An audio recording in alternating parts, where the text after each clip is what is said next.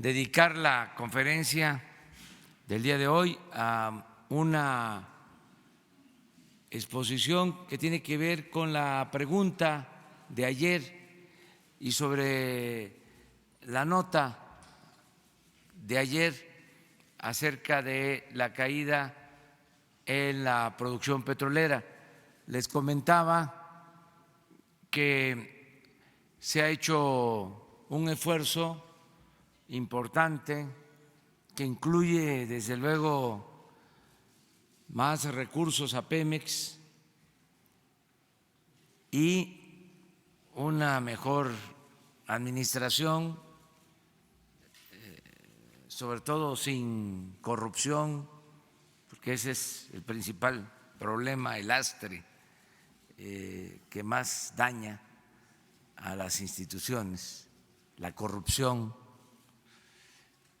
Entonces se hizo un trabajo especial, un plan, una intervención para detener la caída en la producción petrolera, porque nos entregaron una empresa en muy mal estado, nada más porque se tienen estos recursos naturales gracias a la naturaleza. Como no se le paga renta a la naturaleza, pues es uno de los mejores negocios. Decía Rockefeller que el petróleo era el mejor negocio del mundo y el segundo mejor negocio del mundo era el petróleo mal administrado por nuestra madre naturaleza que nos da este recurso que hay que también pensar no es renovable y hay que cuidarlo, pero por tener en México este recurso, a pesar de la corrupción, de el bandidaje oficial, hemos podido iniciar el rescate de Pemex. Recuerden ustedes que de todos los países del mundo, solo 20 cuentan con petróleo. No todos tienen petróleo. Y nosotros tenemos este recurso. Entonces, se ha administrado bien, con eficiencia, con honradez, y se pudo detener la caída en la producción. Pero como hubo un tropiezo, para llamarlo de alguna manera, en mayo, nuestros adversarios que apuestan a que fracasemos para sacar la banderita de que es bueno el neoliberalismo y seguir con el saqueo, se cayó en mayo la producción, pero ¿qué creen? Que ya en junio ya se recuperó. Entonces no les funcionó de nuevo su estrategia. Al contrario, vamos a informarles que va en franca recuperación la producción petrolera, que ya se tienen contratos firmados para explotar 22 campos petroleros y que vamos a tener la producción necesaria para convertir esa materia prima en gasolinas, en diésel, y que al mediano plazo dejemos de comprar las gasolinas y el diésel en el extranjero. Es un plan que tiene como propósito rescatar a Pemex para que se convierta el petróleo en palanca del desarrollo nacional. Entonces vamos a dejarle la palabra a Octavio. Aprovechamos también para dar respuesta a dos preguntas más que se hicieron ayer sobre las empresas de Pemex que estaban vinculadas a asociaciones privadas y otra pregunta acerca de que había demoras en el pago a proveedores. Entonces, de una vez, las tres preguntas. Le dejamos a Octavio la palabra. Con su permiso, señor presidente, muy buenos días a todas y a todos. En relación a las tres preguntas que se hicieron el día de ayer, la primera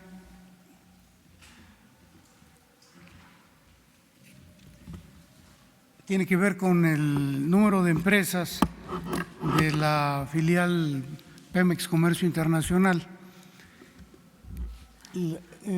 Comentarles que nosotros recibimos 21 empresas en diciembre del año pasado y de esas 21 empresas se han liquidado 6, las que aparecen con una crucecita roja ya están extinguidas, las que aparecen con una cruz azul están en proceso de extinción. Esperamos que en los próximos meses quede resuelto el tema y solamente van a quedar 11 empresas, y eso porque por razones no se puede eliminar.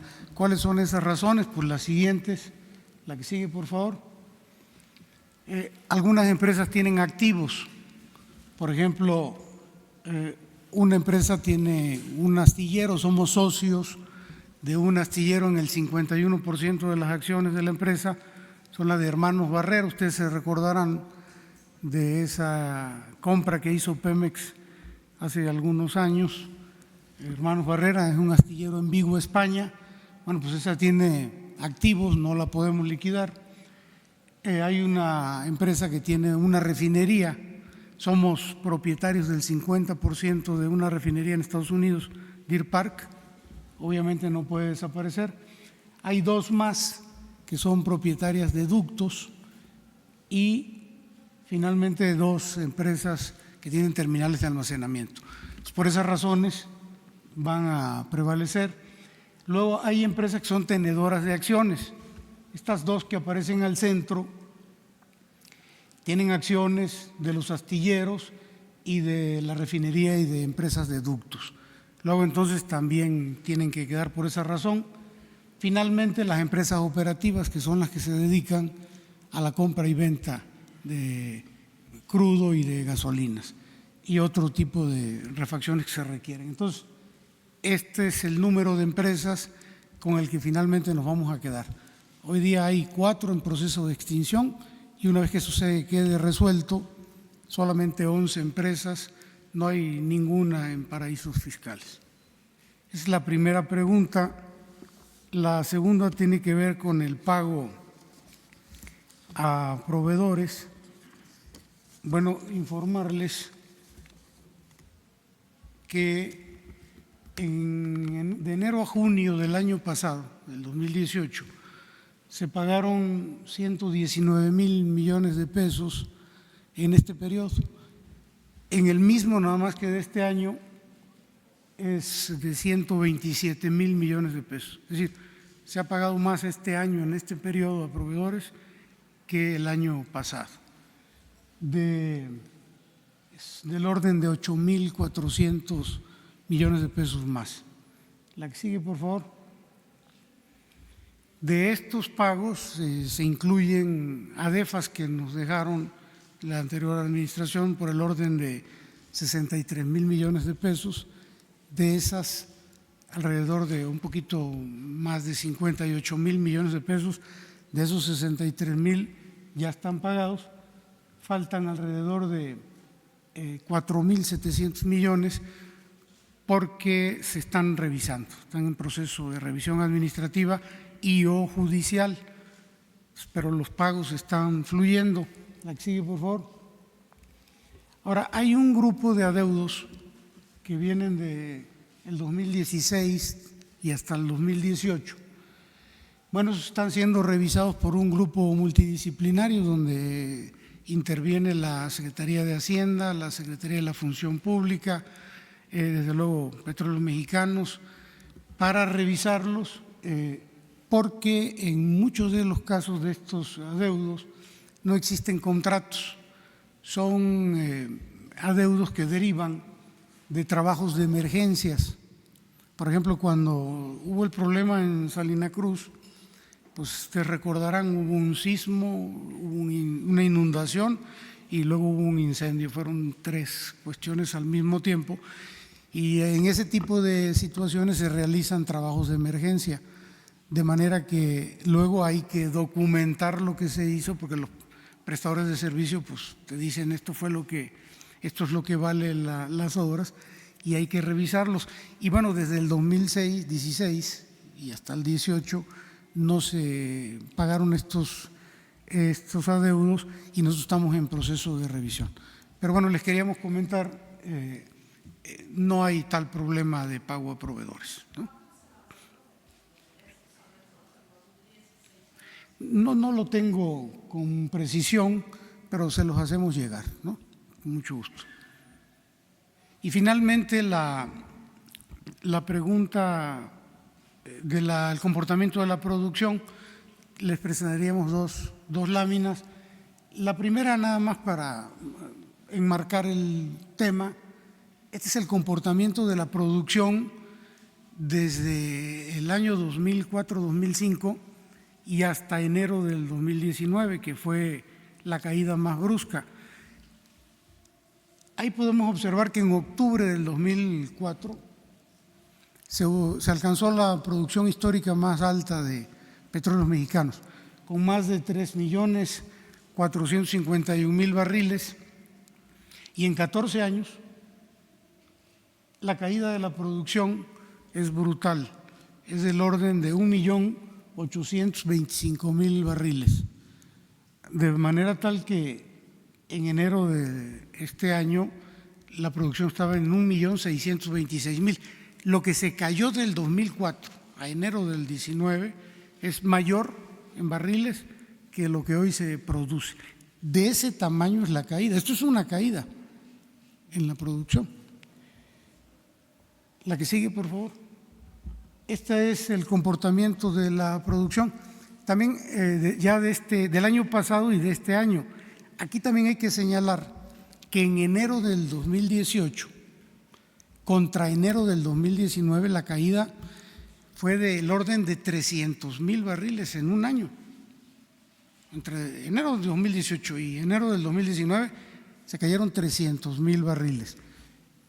A partir de enero del 19 se empezaron a hacer una serie de acciones para restablecer la producción, es decir, para evitar que siguiera cayendo la producción.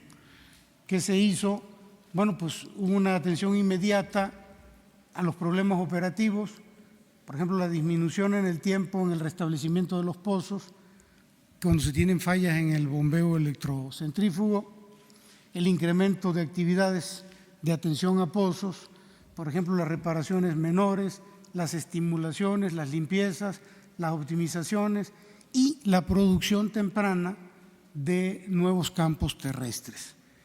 Eso fue lo que, de alguna manera, evitó que siguiera cayendo la producción y hubiera un ligero repunte, como se observa aquí en la gráfica.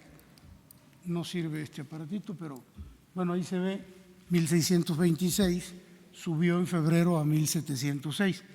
Aquí cabe señalar que de haber seguido la tendencia que se traía desde el 2004 y particularmente desde enero de 2018, pues hoy estaríamos en 1.550.000 barriles. En la línea roja que marca la tendencia de la caída del año pasado de la producción. Bueno, pues subió la producción ligeramente a 1.706.000 barriles.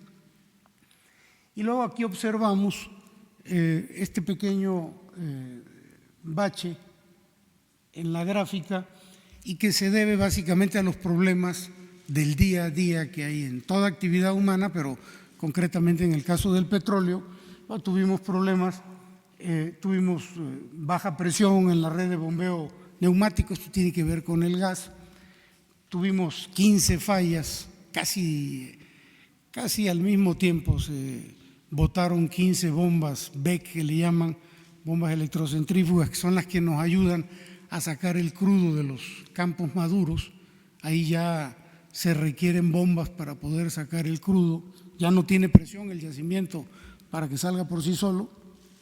Bueno, se nos rompieron 15 y tuvimos fallas en un turbogenerador de energía eléctrica. Entonces se nos concentró, fueron situaciones del día a día. Sin embargo, como lo señalaba el señor presidente, ya en junio ya tenemos un repunte nuevamente, ya resolvimos estos problemas del día a día y vamos ya repuntando, estamos en 1.680.000, pero la tendencia es a crecer. ¿En qué basamos esta estimación de crecimiento en esta gráfica? Bueno, en que para el mes de julio y de agosto, adicionalmente a todas estas tareas que se están haciendo de mantenimiento y de intervención a pozos, van a entrar en producción el pozo Chiquín 22. Este es un pozo nuevo de un campo nuevo. Ustedes recordarán que este año ya se tienen contratados desarrollar, ese es el programa, 22 campos nuevos. Bueno, pues ya en agosto ya tenemos los primeros barriles de aceite del campo, del pozo Chiquín, que es de un campo nuevo, Chiquín 22, que aparece con una palomita, y también de estos otros pozos que son nuevos, pero no de campos nuevos, sino de campos maduros. Van a entrar el Chanab 600, el Ayatzil 292, 177, 185, el SAP 46, el Malop 239 y otros más. El estimado no es más que el programa que tenemos que van a entrar en producción estos campos. Por eso estamos estimando este crecimiento. Ahora, si ustedes ven, aquí de nueva cuenta aparece un ligero decremento en la producción. ¿Por qué? Bueno, porque en estos meses va a haber una libranza de un FEPSO, que es un barco es un barco exportador de crudo. Es el famoso barco el Señor de los Mares, el Yuncanap. Se le tiene que dar mantenimiento. Es un barco que recibe el crudo de los campos de la zona de Campeche y recibe el crudo, separa crudo y aceite y pone en condiciones el aceite de exportación. Ahí llegan los barcos a cargar, los barcos que nos compran el crudo. Bueno, ese barco cada año se le tiene que dar un mantenimiento, es la famosa libranza, y durante esos días el barco no puede recibir alrededor de 150.000 o 120.000 barriles diarios. Los días que esté en mantenimiento no se reciben, entonces hay que parar la producción. Por eso aquí se observa la caída. Es decir, que no es caída, es parte del día a día. Sin embargo, ya para los meses de noviembre y diciembre esperamos un repunte derivado de que van a entrar en producción estos campos. Va a entrar el Chiquín 32 y el 45, pozos nuevos de Campo Nuevo, al igual que el Octli 2, el Tequit, el Cagua y el Mulach, que son pozos nuevos de campos nuevos, de estos 22 de los cuales estamos hablando, y pozos nuevos de campos maduros, como el Xanab 92, el LEC 37, el Ayatzil, el Malop y otros más. Entonces, esta es la proyección de la producción que tenemos para este año y queríamos compartirlos con ustedes. ¿Perdón? Bueno, acuérdense ustedes que cuando entran en producción los campos nuevos, se diseña varios pozos por campo. Entonces, entran de poquito en poquito. Esta es la primera producción. Con estos pozos son los primeros barriles de un campo. Entonces, por ejemplo, no estamos estimando que el cierre a diciembre, la producción ya de la plataforma va a ser del orden de 1.829.000 barriles, que es más o menos lo que se traía en estos meses, un poquito más de lo que se traía a mitad del año pasado, ¿no? Entonces, poco a poco van a ir incrementándose. Ya les hemos compartido la gráfica de la producción que tenemos para la administración. Esto es nada más un recorte de la proyección a diciembre de este año, ¿no? Entonces, ¿cuánto, señor presidente? Bueno, pues esto es la información. Siempre vamos a estar aquí informando de todo para que se informe a los ciudadanos, porque lo hemos dicho varias veces, lo repito ahora, antes se decía que la política era asunto de los políticos y nosotros sostenemos que la política es asunto de todos. Y lo mismo con la economía, más en el periodo neoliberal. Elevaron a rango supremo la economía y los técnicos hasta se sentían felices, se sentían científicos.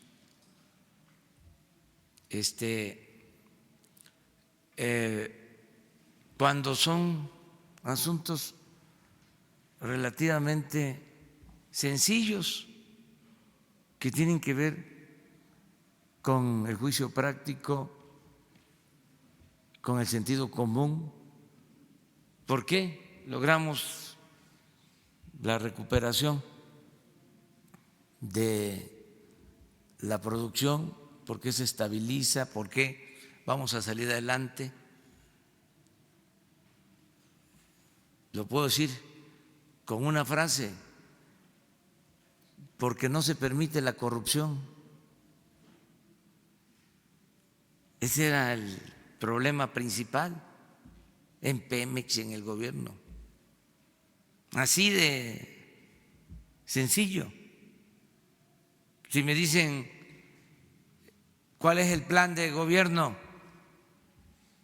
lo he dicho también en otras partes y lo repito ahora, dígalo rápido, usted que no habla de corrido, pero a ver, dígalo rápido en lo que tarda parado en un solo pie: acabar con la corrupción.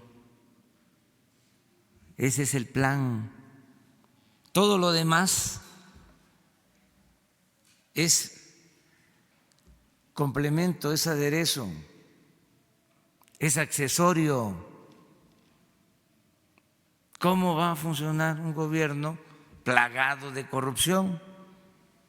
¿Cómo va a funcionar un modelo económico plagado de corrupción? Nada funciona cuando hay corrupción. Esa es la variable, como dirían los tecnócratas, que no se tomaba en cuenta. Por eso vamos bien. A eso se le debe el que el gobierno vaya cumpliendo con su función. Lo que pasa, no se hablaba ni siquiera de la corrupción. Hagan un análisis hemerográfico. Vean los informes del periodo neoliberal. No aparecía el tema de la corrupción, ni en el discurso. ¿Qué era lo que predominaba? Las reformas estructurales.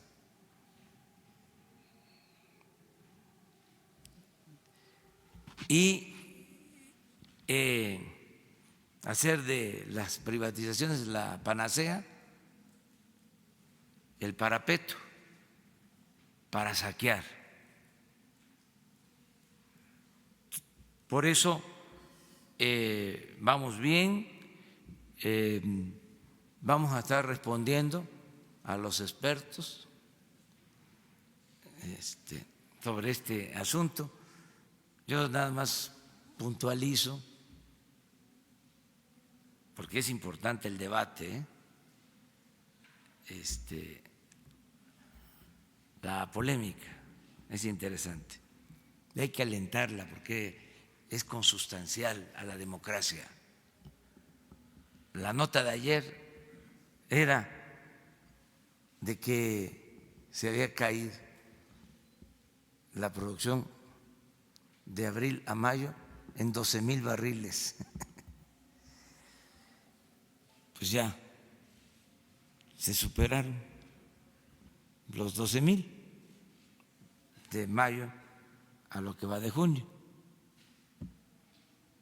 Pero, a ver, esos periódicos, esos analistas,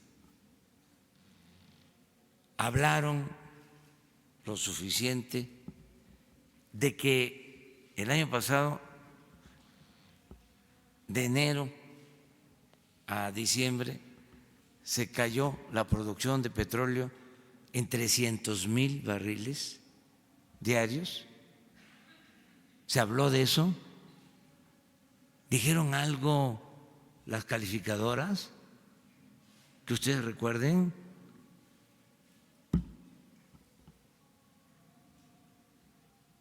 Entonces ahí queda eso. Ahora sí, vámonos a las preguntas. Vamos.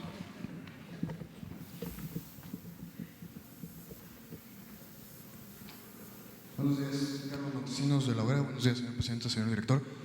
Dos preguntas, una para el señor Romero, si me permite, y una para usted. La primera en cuanto a Pemex, justo, ayer la CRE autoriza el uso de fracking para perforar justamente uno de los pozos. Saber primero, de dónde salió esa solicitud y qué va a pasar ahora, si ya usted se comprometió a que no se va a recurrir a este método. Sí, se hizo una solicitud en noviembre del año pasado, se complementó durante estos meses y en efecto se autoriza a explotar un campo, es un pozo petrolero con fracking. Se suspende esa autorización. No vamos a usar fracking en la explotación del petróleo. Ya el día de hoy, temprano, se trató el tema y ya se dieron las instrucciones correspondientes. El director de Pemex ya tomó cartas en el asunto. Muchas gracias.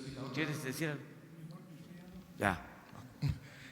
Y la otra sobre los comentarios que hizo ayer el senador Ricardo Monreal respecto a su gabinete a 6 meses del inicio del gobierno, que dice que la curva de aprendizaje de sus secretarios ha sido larga y pesada y que debería rodearse de gente que lo respalde más. ¿Algún comentario sobre lo que opina el senador Monreal? Muchas gracias. No me enteré hasta ahora de esa opinión, la respeto, pero no la comparto. ¿Ya?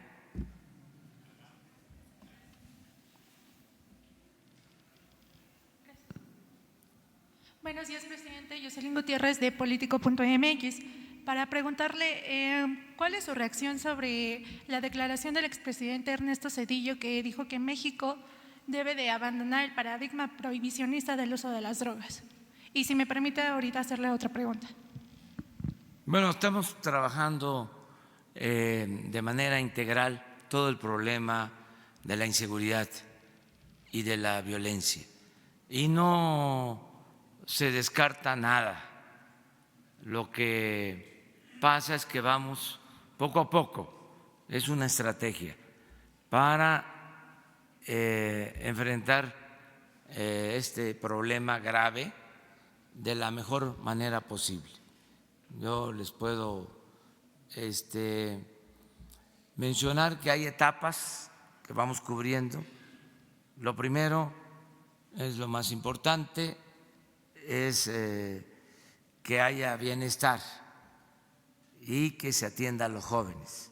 Eso lo estamos haciendo, porque consideramos de que hay que atender las causas que originan la inseguridad y la violencia. Lo segundo es que no había protección para los ciudadanos. Por eso se creó la Guardia Nacional. Este domingo ya formalmente inicia la operación de la Guardia Nacional. Están invitados el domingo en el Campo Marte. Se va a llevar a cabo una ceremonia de inicio de los trabajos de la Guardia Nacional. Se van a desplegar ya elementos organizados por todo el país. Entonces, eso ya se logró. Implicó una reforma constitucional, implicó sumar esfuerzos, capacitación, definición de mandos, de estrategia, lo administrativo, pues todo eso ya se tiene. Entonces, ¿qué sigue? Bueno, ya hablamos, bienestar, una Guardia Nacional que no existía. Ahora viene toda una campaña para combatir las drogas, el uso de las drogas, una campaña nacional. Y no se descarta también el analizar sobre estas propuestas como la del expresidente Zedillo y de otros mexicanos y extranjeros acerca de liberar o de permitir el uso de ciertas drogas. Todo esto es parte de un plan, pero vamos por etapas. O sea, no es un gobierno de ocurrencias. Sabemos bien lo que tenemos que hacer para enfrentar los grandes y graves problemas nacionales.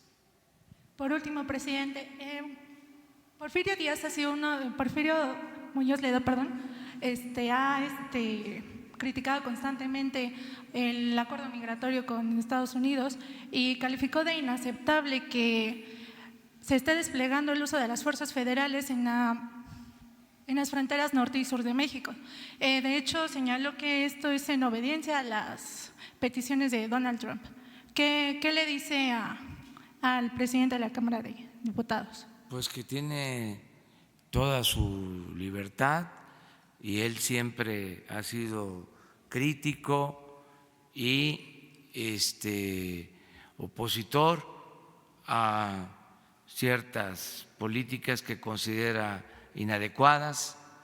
Solo decirle que tenemos la conciencia tranquila, que consideramos necesario el mantener buenas relaciones con el gobierno de Estados Unidos, de no confrontarnos, que vamos a acreditar nuestra propuesta de que haya desarrollo en Centroamérica, en el sureste, para que haya crecimiento, haya empleos, haya bienestar y que la migración sea opcional, no forzada, y todo esto respetando los derechos humanos.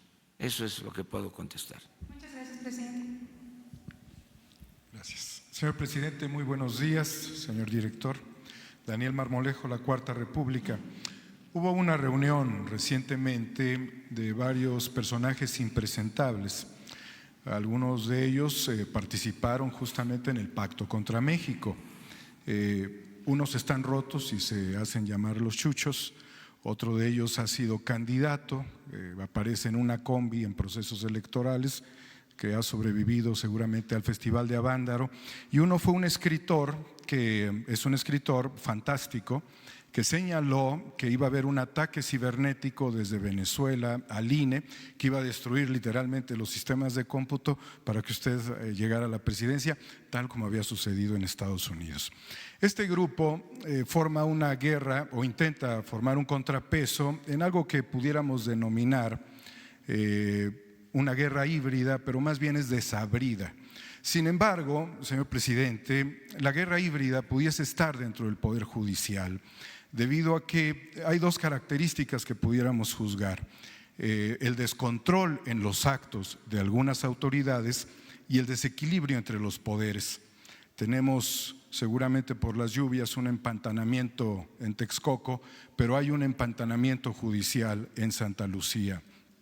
El lawfare con el cual han sido llevados muchos presidentes a juicio es algo que no deberíamos de sorprendernos, porque recordemos el discurso de Vega Memije, que al término de su ponencia, de su presentación en la Cámara de Diputados, fue increpado por los diputados preguntándole: ¿y lo jurídico qué? Y si no nos vamos tan lejos en la historia, el expresidente del Tribunal Federal Electoral señaló que nos juzgue quien quiera juzgarnos. Afuera, señor presidente, en este ánimo que va a suceder el 1 de julio, ha habido un ánimo constante que tiene que ver con frenar a estas autoridades que generan el desequilibrio entre los poderes. Hemos señalado al Poder Judicial, aquí se mencionó el quién es quién, pero el quién es quién es consecuencia de comparar el bien contra el mal. Aquí es comparar los malos contra los peores, y como se permite la estigmatización, sería el apestódromo del Poder Judicial. Quiero señalar a Silvestre Constantino Mendoza González, juez 30º civil, porque está defendiendo a criminales de cuello blanco. ¿Hasta cuándo, señor presidente, el juicio a los expresidentes? Muchas gracias. Bueno, pues ya hablamos de este tema. Mire, yo creo que cada poder tiene que llevar a cabo su renovación y tiene que hacerlo por iniciativa propia, porque son poderes autónomos, independientes, y sí es aconsejable la renovación de los poderes, sobre todo limpiarlos de corrupción, porque si no van a perder credibilidad, entre otras cosas.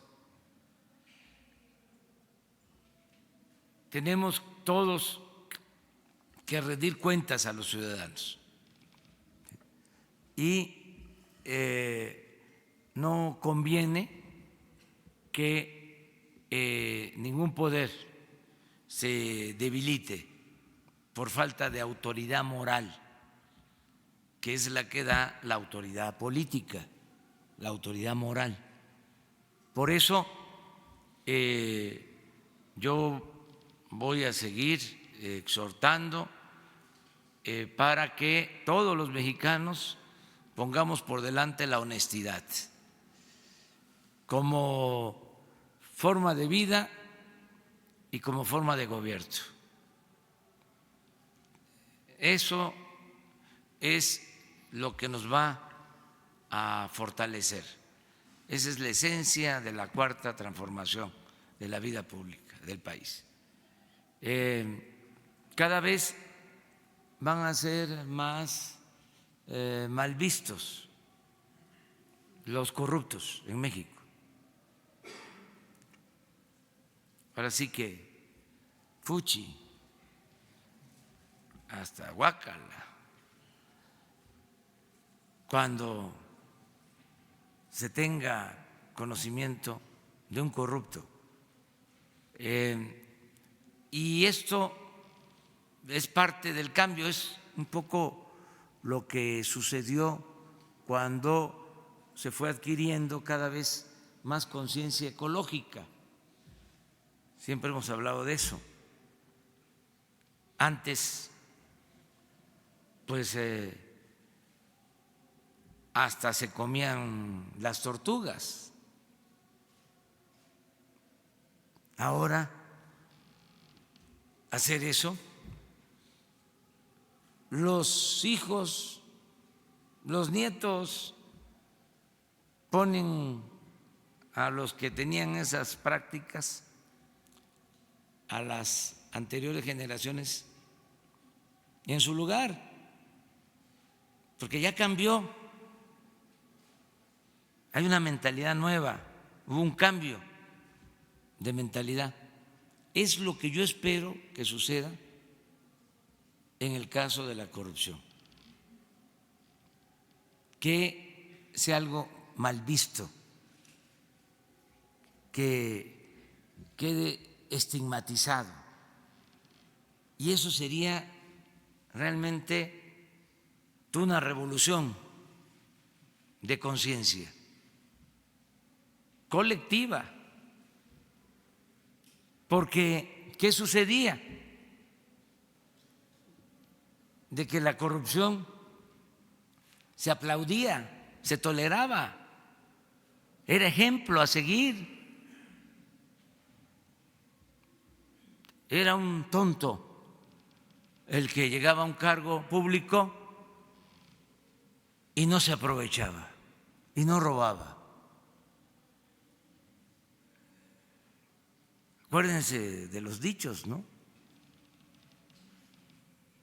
Aquello de que la moral era un árbol que daba moras. Dijo una vez un personaje famoso de la picaresca política mexicana. Acuérdense que el que no tranza no avanza. Acuérdense de que político pobre, pobre político, de cuántas cosas más. Entonces, ya eso está cambiando. Entonces, hay que avisarles. Ya no hay los telegramas ya no son muy usuales para mandarles telegramas, pero hay el correo electrónico. O hay que tocarles la puerta para avisarles que ya hay una nueva realidad. Una vez me topé hace relativamente poco con una niña en un aeropuerto y se tomó una foto conmigo. Y viene la niña luego y me dice, es que mi papá quiere hablar con usted y que si le da su teléfono. Y le digo, ¿y quién es tu papá? Ya me da el nombre. Un personaje que en ese momento estaba siendo cuestionado por corrupción. Pero cuando me dice la niña quién es su papá, me lo dice casi temblando. Entonces le digo, sí, apunta, le doy tu teléfono. Ah, porque quiere hablar con usted. Sí. Y dile a tu papito que yo quiero también hablar con él. Y la abracé. Y ya, no hablé con el señor. No hablé con el señor, pero ¿qué culpa tiene la niña? ¿O qué culpa tenía esa niña de la conducta de su padre? Entonces, esto tiene que enseñarnos a que es mejor heredar a los hijos pobreza, pero no deshonra.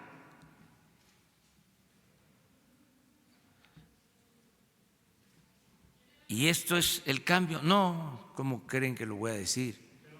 O sea, ni con todo respeto, nada más es decirles que no se anden creyendo, ¿sí?, que se es muy astuto, que son muy vivillos los corruptos. En ese sentido, ¿se puede lograr este objetivo perdonando a la mafia del poder? Claro que sí. Claro, ¿por qué no? O sea, si hay una circunstancia nueva, o sea, si ya no tienen posibilidades de robar y además son mal vistos,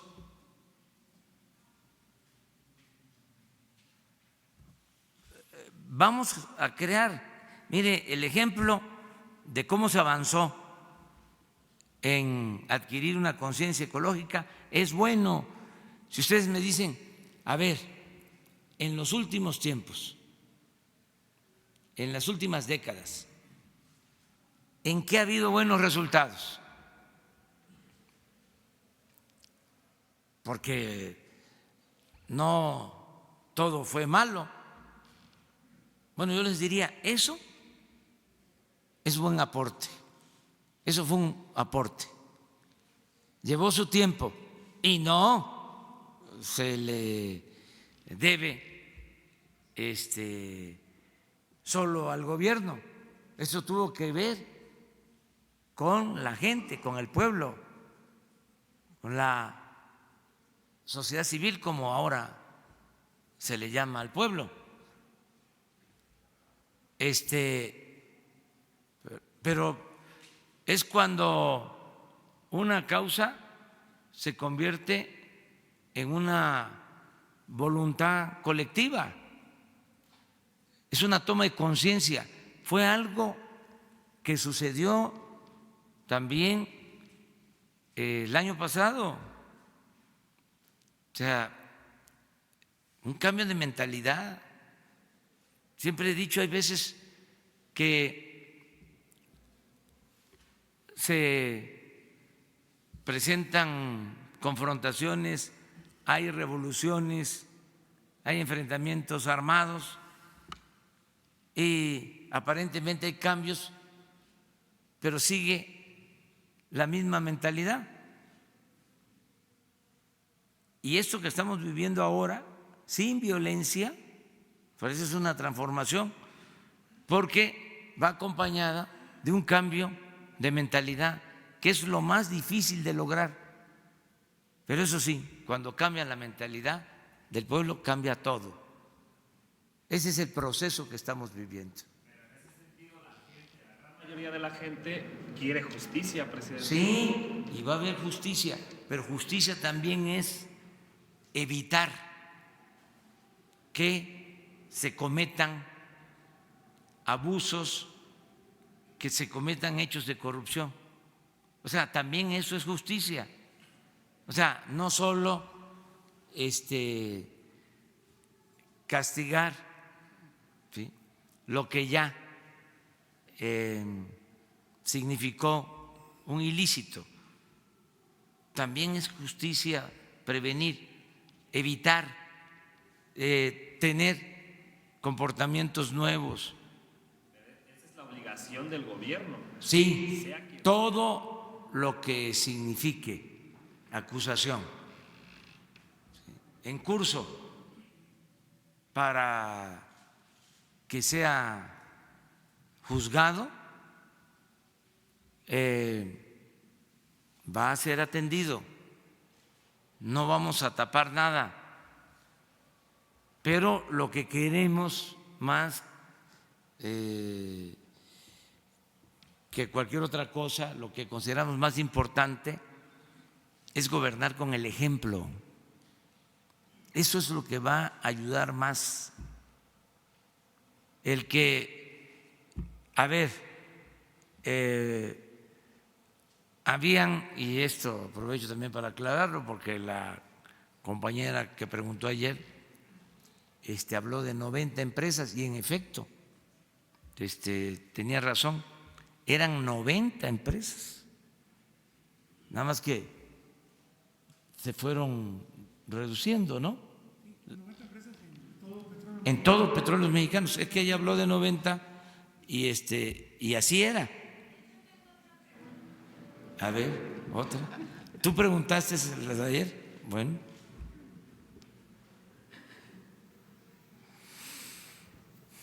Bueno, justo de esto quería saber si estas 11 empresas solo son de PMI, del grupo PMI, porque finalmente cada subsidiaria tiene sus propias empresas. De hecho, la adquisición de agronitrogenados y Fertinal se hace a partir de la constitución de Proagroindustria y otras 2 holdings, ¿no? Entonces quería saber si estas 11 solo corresponden al grupo PMI y qué va a pasar con el resto de las compañías privadas que tenía Petróleos Mexicanos en las otras subsidiarias.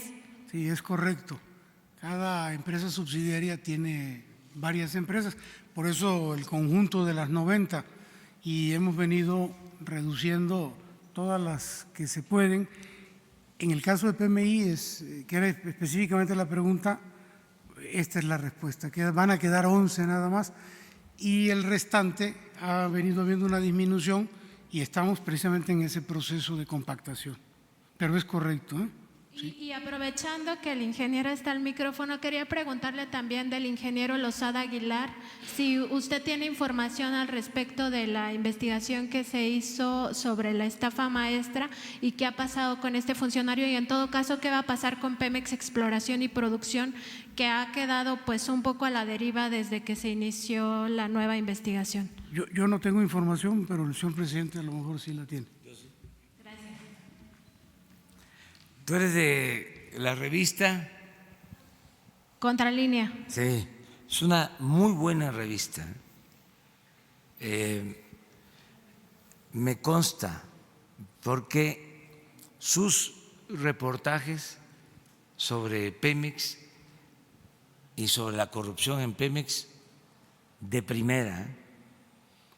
No sé si sigan los mismos, pero se ve que sí, o sea, por la compañera, que es muy buena, saben sobre el tema. Esa revista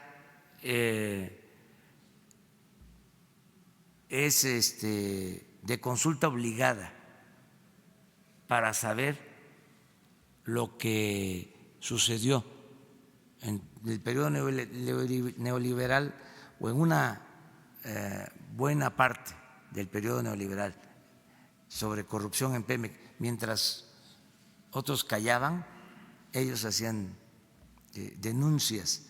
Por ejemplo, todo lo que tenía que ver con el robo de combustible, lo del huachicol, quien mejor lo trabajó fue esta revista.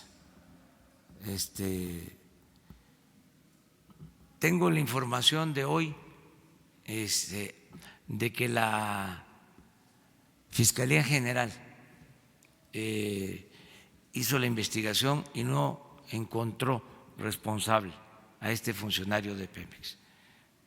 Pero hoy solicité que me presenten por escrito esa resolución. Entonces, cuando yo la tenga, se las paso.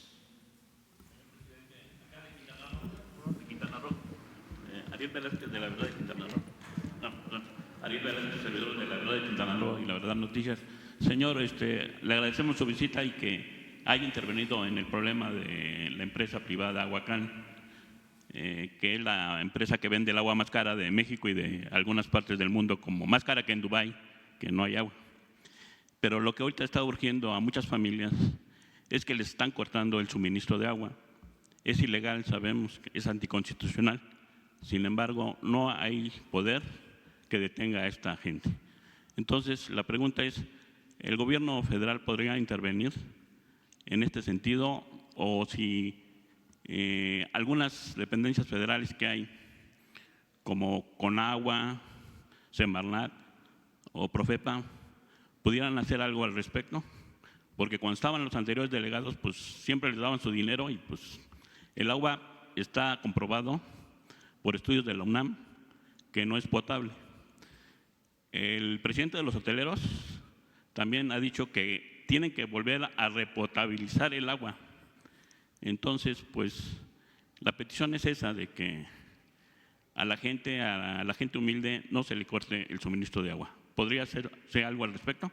Sí, mire, ahora que estuve allá en Playa del Carmen, que es el municipio de Solidaridad, se me presentó este problema, se planteó lo de esta empresa, hicimos el compromiso de atender esta petición, esta demanda de la población, una demanda generalizada, vamos a decir, sentida por la gente. Y hablé de que le encargaba yo la solución del problema a la presidenta municipal y al gobernador. El gobernador de Quintana Roo, desde luego, con todo respeto a sus soberanías, porque el municipio es libre y el Estado también es libre y soberano, son autoridades independientes, autónomas, pero les pedí que ayudaran y también que iba a intervenir el gobierno federal. Entonces ya fue un compromiso adquirido y los compromisos se cumplen. Voy a esperar un tiempo para que las autoridades locales actúen. Incluso el gobernador me informó que tenía interpuesta una denuncia en contra de esta empresa.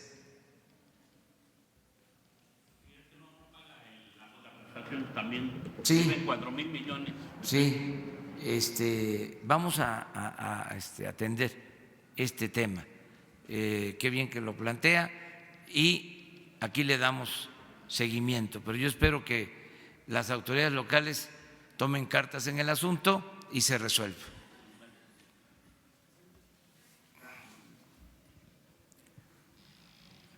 Buenos días, señor presidente. Urbano Barrera, del diario Ovaciones. Quisiera formularle dos preguntas, una para el director de Pemex. Preguntarle cuántos son los juicios que están o los procesos en revisión de proveedores, a cuánto asciende, porque ellos se quejan de que están bloqueados, pero que están en la mejor disposición de que nada más se les pague el adeudo y no todas las costas y todo el resultado del juicio, del proceso legal. ellos hablaban incluso de que la Secretaría de Hacienda a veces los tenía bloqueados y no les liberaba los recursos. Esa es la primera pregunta. ¿A cuánto asciende? Y ligado a eso también ellos nos dicen que desde la administración anterior se les intentó pagar a algunos de esos que usted dice que eran asignaciones directas o trabajos emergentes, que se les intentó pagar vía la creación de una universidad. Aquellas universidades famosas, no muy claras. Por ahí ustedes deben tener esa información. ¿Y cuáles son los avances de ese tipo de investigación de inteligencia de los grupos de Pemex? Esa es una pregunta. La segunda, señor presidente, tiene que ver un poquito más con otro tema, que es relacionado con los testigos protegidos. Yo quisiera saber si su gobierno aceptará que la Fiscalía, con el respeto a la independencia, va a sostener juicios trascendentes solo con el dicho de testigos protegidos. Usted sabe que el programa ya se canceló, pero a ellos los siguen obligando a comparecer y tienen que venir desde sus entidades en camiones, y después cuando llegan a las centrales camioneras toman transporte público, peceros, taxis, y están a la deriva y en peligro de muerte. Si bien la Fiscalía se está manejando de forma autónoma, yo quisiera preguntarle si usted daría un exhorto, como hace rato decía, para que en operaciones como la investigación, Operación Limpieza, valga la redundancia, y otras donde los generales o funcionarios se han quejado de que son chivos expiatorios o están ahí por consigna, que si en su gobierno va a permitir este tipo de situaciones.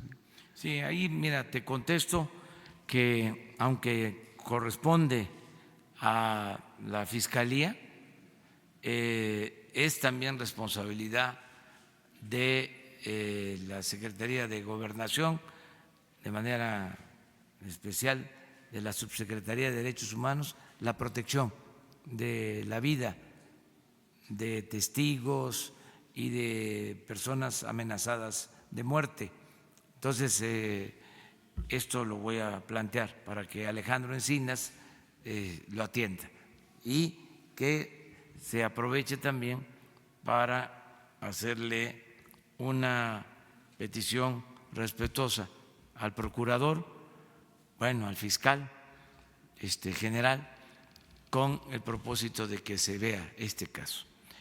Y Octavio te contesta. Seguramente se refiere usted a una serie de proyectos que se iniciaron hace algunos años y que de alguna manera se quedaron interrumpidos. Estoy hablando concretamente de la reconfiguración de la refinería de Tula, por ejemplo, o de el proyecto de extraer gas en un yacimiento de aguas profundas, un yacimiento que se llama Lakash. Son proyectos que iniciaron hace varios años y que se suspendieron en otras administraciones y que ya tienen 3 y hasta 4 años suspendidos. Son varios, no todos tienen la misma magnitud. Por ejemplo, en el caso de la reconfiguración de Tula, se realizó una inversión de alrededor de $1.500 millones, pero faltan otro tanto o más. Lo mismo ocurre en el caso de Lakash, que se invirtieron $1.300 millones y se requieren otros 1.300 para poder terminar esto. Esos son proyectos que tienen 3, 4 años que están detenidos, son varios, y que cuando nosotros nos encontramos con esto, consultamos, desde luego informamos al señor presidente de la República y la instrucción fue que se conformara un equipo de la Secretaría de Hacienda, de la Secretaría de la Función Pública, de todas las áreas involucradas para analizar esto. Ya estamos prácticamente, señor presidente, terminando el análisis. Digamos que hay 2 caminos a seguir. Uno que tiene que ver con decidir si se continúan con estos proyectos El otro es si se terminan o se concluyen. Hay que señalar que el haber tomado la decisión de suspender estos proyectos, pues han seguido generando gastos a la empresa, de tal manera que se hace un análisis de viabilidad de si debe continuar el proyecto, independientemente de que la Secretaría de la Función Pública haga la revisión correspondiente en el caso de que haya algún tipo de responsabilidad. Entonces, esos casos se están analizando a detalle de manera intergubernamental, o sea, todas las dependencias del gobierno, aunque no sean Pemex nada más, pero que es gobierno de la República, y estamos a punto de entregarle al presidente ya el resolutivo de este análisis. Seguramente a eso se refiere usted, ¿no? No son pocos, son varios y es un monto grande, ¿no? Por eso la decisión de analizarlo de manera conjunta. Gracias, señor. Vámonos con tres preguntas, tres mujeres, ¿no? O sea, porque predominaron al principio los hombres. Gracias, presidente. Celsin Juárez, de Puntos Suspensivos. Actualmente continúan los recortes presupuestales en las diferentes secretarías de su gobierno, especialmente en el sector cultura. Ha habido despidos a personal de honorarios y de trabajadores que concursaban por plazas federales que han sido canceladas debido a este recorte. La mayoría eran plazas de jefes de departamento. El sueldo mensual de estas plazas oscila entre los 10,000 y 13,000 pesos mensuales. ¿Qué va a pasar con estos trabajadores que se han quedado sin trabajo debido a estos recortes, presidente? ¿Cuál será la política económica sugerida por su gobierno para proteger a estos grupos artísticos, gestores y artistas culturales que se han quedado sin empleo? Y si me lo permite, presidente, el sector cultural en Puebla expresa su preocupación por la posible ratificación en este proceso de transición del gobierno de Puebla como subsecretaria de Cultura a la doctora Montserrat Gallí, quien además de ser extranjera, la identifican como una persona que ha sido grosera y déspota y que ha despedido a personas y cancelado proyectos culturales, además de vincularla como amiga de su señora esposa, la doctora Beatriz Gutiérrez Müller. ¿Usted está enterado de esto? Y bueno, con todo respeto, señor, ¿tendrá que ver esta posible ratificación con el hecho de que la doctora Gallí es amiga de usted y de su esposa? Usted había mencionado que en su gobierno no iba a haber amiguismo ni influyentismo. Muchas gracias. Bueno, nada más te aclaro de que no conozco a la señora a la que hace mención. No sé si Beatriz la conozca, pero yo no la conozco, no tengo el gusto de conocerla. O sea, y en el caso de que la conociera Beatriz, ella no participa en política, me ayuda en asuntos culturales, pero sin tener ningún cargo y ninguna influencia. Entonces no hay influyentismo, eso sí te lo puedo garantizar. Y esa también es una decisión que toman allá en Puebla. Y entiendo pues que como en todo hay quienes seguramente ven a esta señora bien, hay quienes seguramente simpatizan con ella y hay quienes la ven con malos ojos, porque así es esto. Es legítimo, pero no deja de ser politiquería. Esa es mi respuesta. Acerca de los despidos, la instrucción es que todo el ajuste se haga arriba. Pero no ha sido así, presidente. Si se han cometido abusos, injusticias, se van a reparar los daños causados, pero siempre se habló de que se trataba de los altos funcionarios públicos porque se abusó, había una burocracia dorada en el gobierno y a un burócrata de arriba pues no les importaba el pueblo, no les interesaba la gente. Se volvían hasta más insensibles. Era un mundo aparte. Lo que les importaba era su sueldo, su cargo, su situación personal. Se volvían muy egoístas.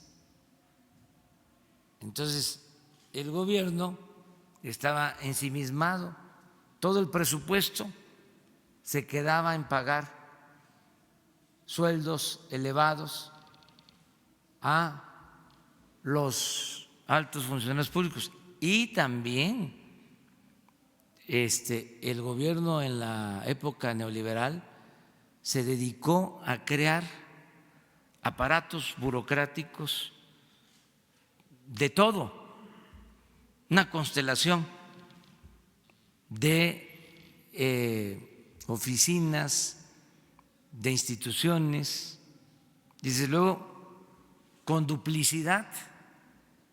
Acaba todavía de aprobarse y ya con nosotros, por las inercias, institutos para la mejora de la educación. Entonces yo me pregunto, ¿y entonces para qué está la Secretaría de Educación Pública? ¿Cuál es la función de la Secretaría de Educación Pública? Y así, y bueno, habían oficinas del gobierno en el extranjero.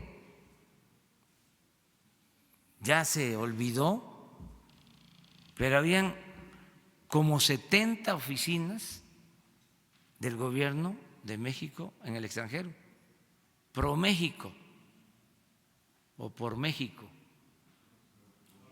pro México, en las principales ciudades del mundo. ¿Quiénes estaban trabajando en esa oficina? Puro recomendado y dándose la gran vida. Entonces había que tomar una decisión y esto pasaba en todos lados. Entonces ahora se me cuestiona, dice, no le importa la cultura, no le importa la ciencia, no le importa el deporte, no le importan las matemáticas. Todo eso me importa mucho, pero también me importa el que no haya corrupción, me importa que el dinero del presupuesto, que es dinero del pueblo, le llegue a la gente que más lo necesita, me importa que tengan becas los pobres, los discapacitados, que haya medicinas en los centros de salud, me importa ayudar al desposeído, al humilde, al que lo necesita, porque esa es la verdadera función del gobierno. Entonces, la austeridad es un asunto de principios, no es una cuestión administrativa. Es como lo de los apoyos a las organizaciones civiles, organizaciones de la llamada sociedad civil o organizaciones sociales. Se destinaban miles de millones de pesos. Presidente, En el caso de este sector cultura, presidente, los que sufrieron las consecuencias de este recorte pues fueron personas, por ejemplo, de honorarios que ganaban 5,000, 6,000 pesos al mes, estas plazas de jefes de departamento de 10,000, 13,000 pesos. Usted había dicho que se iban a cancelar arriba de 20,000, de 30,000 pesos mensuales. ¿Qué va a pasar con estas personas? Pues eso que te estoy diciendo, ¿Se en va el a caso, volver a evaluar? claro, donde haya abusos, se hayan cometido injusticias, se va a reparar el daño, pero teníamos que tomar una decisión. Me consta de que lo que estás diciendo en esto de que se despidió a gente que ganaba poco, sucedió. Acabo de ver un oficio que me enviaron donde un funcionario habla de que se quedan sin trabajo, ¿sí? Unos servidores públicos de bajo nivel, y firma el funcionario y es un director adjunto, cuando la instrucción es que no existan los directores adjuntos. O sea, se cometieron esos abusos, se va a corregir, pero eso no significa que no había, ¿sí?, excesos que había que corregir.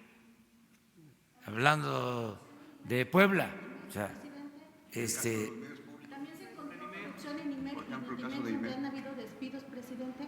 lo mismo en el caso, en todo el gobierno. Por eso se van a revisar esos casos. O sea, pero Para el viernes ya no va a haber presupuesto, se dice, para el IMER. no.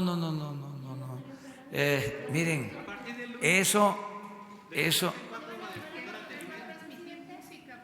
El lunes desaparecen 4 radiodifusoras del IMER, 35% del personal se despide, y en Opus, en Jazz, en Horizonte y en Reactor desaparecen los locutores y solo va a haber música. vamos a verlo, lo vamos a analizar, si eso es así. Sí, pero no, pues, pero hoy es jueves, no, miércoles. Espérense, tranquilo. No, si es una transformación, o sea, y lleva su trabajo y hay resistencias. Imagínense, se les entregaban oficialmente 10,000 millones de pesos a los medios de comunicación y se redujo a 4,000. Te estoy hablando público. No, estoy hablando de los medios, la publicidad de 6,000. Que es el medio del Estado, sí. Y ayer la propia directora del IMER dice que por restricción presupuestal se van a dejar de transmitir muchos programas, que se despidieron más de 200 personas del propio IMER y que bueno, está siendo inviable que siga funcionando el IMER como tal. Entonces la pregunta es si se van a debilitar a los medios públicos. No, van a ajustarse medios públicos para que también haya austeridad, pero también de gente que ganaba poco, son sí, despidos. pero si son trabajadores, sí, que cumplen una función, se les va a respetar. Y hablo de que se cometen excesos. No, hablaba yo de que se destinaban formalmente, de lo que se sabe, es decir, que hay pruebas, 10,000 millones de pesos de publicidad y se redujo a 4,000. O sea, nos estamos ahorrando 6,000 millones. 6,000 millones. Y de los 4,000 ya se están entregando. También es lento el proceso, porque pues me tienen que ayudar también ustedes, como todos, a empujar al elefante, ¿no?, para que camine, porque es un cuerpo de avance lento. Y en el caso del IMER y en estos otros casos se va a arreglar. O sea, vamos a buscar la manera. No lo sabía, me estoy enterando ahora, lo voy a revisar. Claro que como se está haciendo este ajuste en general, pues impacta mucho, porque les digo, todo el presupuesto se quedaba en el gobierno. El gobierno era un aparato oneroso, costosísimo, un gobierno muy grande,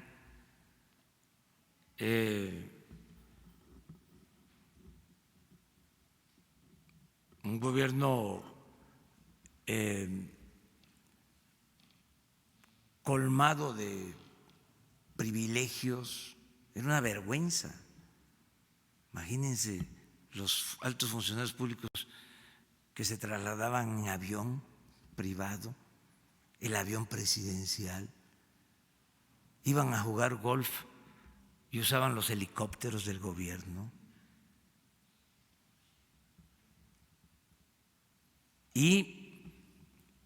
Pero además, otras cosas. Resulta que se tenía todo el aparato, ¿no?, del gobierno, y los trabajadores del gobierno no hacían las cosas, se contrataban. Había también cientos, miles de despachos que le trabajaban al gobierno. Pues es esto que le estoy hablando de las comisiones. O sea, comisión para mejorar la educación. Bueno, y entonces la Secretaría de Educación Pública, ¿para qué está? Y así, muchas cosas. Entonces, ¿cuánto le llegaba del presupuesto a la gente? Muy poquito. Todo se quedaba en el gobierno. O se lo robaban o se destinaba a mantener el gobierno. Le costaba mucho al pueblo mantener al gobierno. Entonces, esa es la reforma, esa es la transformación. Desde luego, la instrucción fue arriba, vamos a cortar el copete, arriba, y vamos a bajar los sueldos de los de arriba para aumentar los sueldos de los de abajo. Ya no hay sueldos de 700,000 pesos mensuales, se rayaban. Eso lo vamos viendo, pero es la excepción, no es la regla. Sí, pues en todos los casos, en censos que se realizan, se encuentra que como el 30%, sí, o gente que supuestamente recibía un apoyo y no existía. En general, en todo lo que se lleva a cabo. Por ejemplo, estamos ahora con un plan para federalizar los servicios educativos. Pero para federalizar los servicios educativos, lo primero es un censo para ver si existen los maestros, si están en sus escuelas. Y esto en escuelas, en universidades, o sea, tenemos que limpiar todo con respeto a las autonomías. Habían medios de comunicación de los intelectuales conservadores que le vendían al gobierno suscripciones de sus publicaciones, pero miles, yo no sé qué hacían con tantas revistas, porque ni las veo yo, o sea, ya ahora con el avance del Internet, que hoy, por cierto, tenemos algo acerca de la importancia de la lectura, que no hay que abandonar la lectura, pero todo era el gobierno, negocios hechos al amparo del poder público. Entonces todo eso se va a terminar y sí vamos a corregir injusticias que se cometen, pero no vamos a dar ni un paso atrás. O sea, para que haya igualdad, para que les toque a los pobres. ¿Cómo van a estar hablando de que son de izquierda o que son religiosos y que van al templo y que van a las iglesias si le dan la espalda a los que sufren? Si nada más se piensa en lo personal, entonces hay que ser fraternos. Entonces, que haya igualdad. En México hay una monstruosa desigualdad económica y social. Entonces, sí son sacudidas estas, pero ayuda a voltear a ver a los que no tienen nada. Por eso ahora del gobierno, mejor dicho, del presupuesto, que es dinero del pueblo, le está llegando más a los pobres. Y es por el bien de todos. Primero los pobres. Antes, pues, se quedaba el presupuesto, repito, en unos cuantos, en una burocracia dorada. Entonces tenemos que acabar con eso. Lleva tiempo, se vaya logrando. Adelante. Presidente, yo le quiero preguntar, regresando un poco a lo de Ricardo Monreal, él dice que usted trabaja mucho, que no descansa, pero que su gabinete no lo acompaña. ¿Usted qué balance hace del gabinete? Había dicho usted que iba a evaluar constantemente, que incluso pues podría haber algunos cambios. En general, ¿cómo evalúa el gabinete hasta ahora? Bien. ¿Qué calificación le pondría? MB. Muy bien. Muy bien. De plano. Muy bien. Es un buen equipo, muy buen equipo. Y respeto la opinión también del senador Monreal, pero no la comparto. O sea, yo no me meto a decir nada acerca de si hacen su trabajo o no los senadores. porque soy respetuoso, porque es otro poder. Bueno, muchas gracias. Me faltaba nada más le quería preguntar sobre el caso del periodista Marcos Miranda de Veracruz, que también ha denunciado que fue secuestrado, ha denunciado amenazas de muerte y dice que no lo están atendiendo con Alejandro Encinas ni aquí en Presidencia. Me dicen que sí, pero de todas maneras lo vemos. Gracias.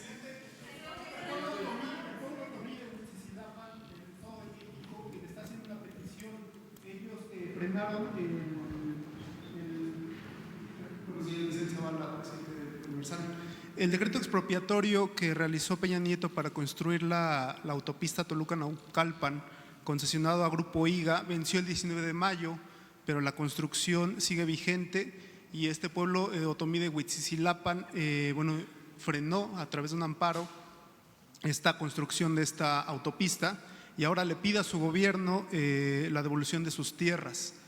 ¿Qué le contesta a este pueblo? Vamos a revisar el caso. Eso es lo que le puedo contestar para saber cómo está la situación legal. Frenaron la obra ya a través de un amparo. ¿Usted qué opina acerca de eso? Por eso, pero eso es lo que ustedes investigaron y dan a conocer en el Universal. Yo tengo que ver cómo está el expediente y a quién corresponde resolver. Entonces yo registro lo que me está planteando y vamos a dar respuesta a la comunidad. Muchas gracias. ¿Se reúne con la gente, presidente? Sí, sí.